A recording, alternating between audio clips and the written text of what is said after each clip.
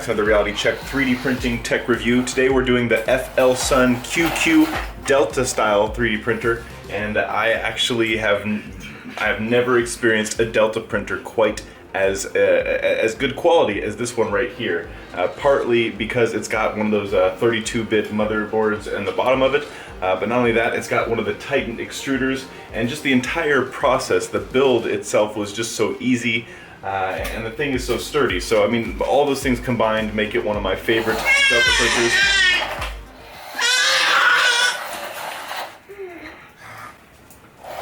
So you can see in the background I've got the Anycubic console over there, as well as I have another Anycubic, I think the big old 280. They're great, but they just don't have all the little bells and whistles. They don't have the sturdy frame like this thing has right here.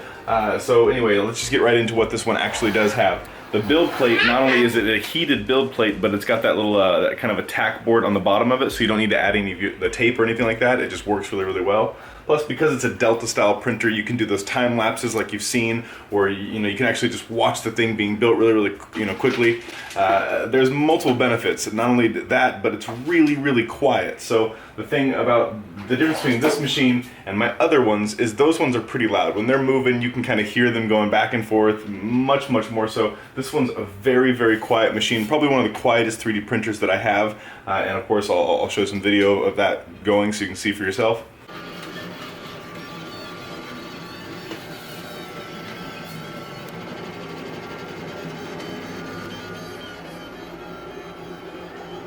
Like I said, putting it together was just a breeze. It took really no time at all to actually get the pieces together. I did have one issue where a couple of the belts were popping up when I first started to do the adjustments or to try to home the printer. So what I did is I took the bottom plate off, and when I took the bottom plate off, I actually pulled the motors out, which was actually really easy to do because the screws are on top. And then I just adjusted the little, where the teeth are. So I just pulled it out, a few, like a millimeter, and that just kind of fixed all the issues right there.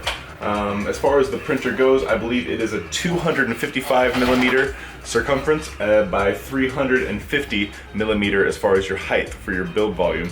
And that's a significantly large build volume for a Delta style printer. I mean, for the amount of space that it takes up, which is not very much in a footprint, you can print a lot with it, and it has no moving pieces other than what's going to be happening inside the chamber. So you don't have to worry about putting something next to it or anything like that. It's not going to have any problems.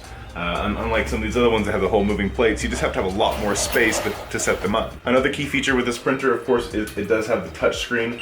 And not only does it have the touch screen, it's got the resume function. So if your printer fails, it'll always be able to resume the print afterward. What I like more than anything about these printers in general is the fact that they have the auto homing with them. So it has a little device that you just put on the bottom of the nozzle right there, and then you just put auto home, and it'll automatically tell you exactly where the Z level is.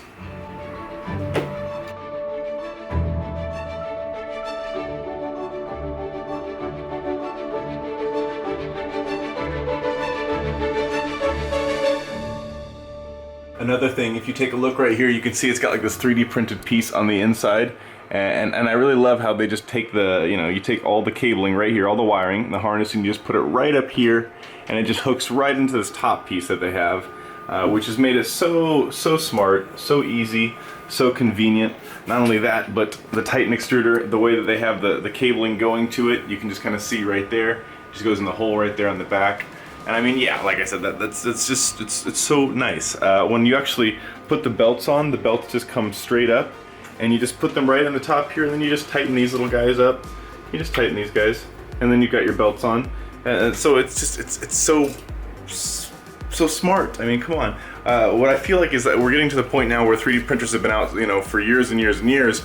But they're getting so mainstream that enough people have them that these solutions are just kind of getting put out there. So soon enough we're gonna have this stuff that's gonna be so simple, so easy to use, so cheap. I mean, this printer right here is under $300. If you were trying to find something like this just a few years ago, you'd have been paying $1,000 minimum for something like this.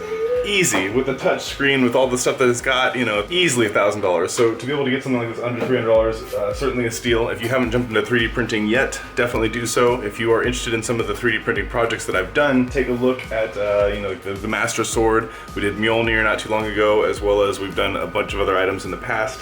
A lot of little 3D printing project kits that I did with the Lowe's bot. So definitely check out the Flsun QQ.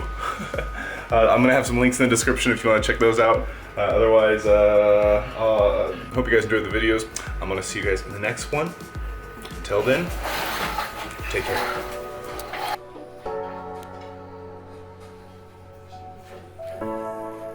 Daniel? What is that? Come here. Beep, beep, beep, beep. Beep, beep, beep, beep. Say hi. Hi, Daniel. Beep, beep, beep, beep.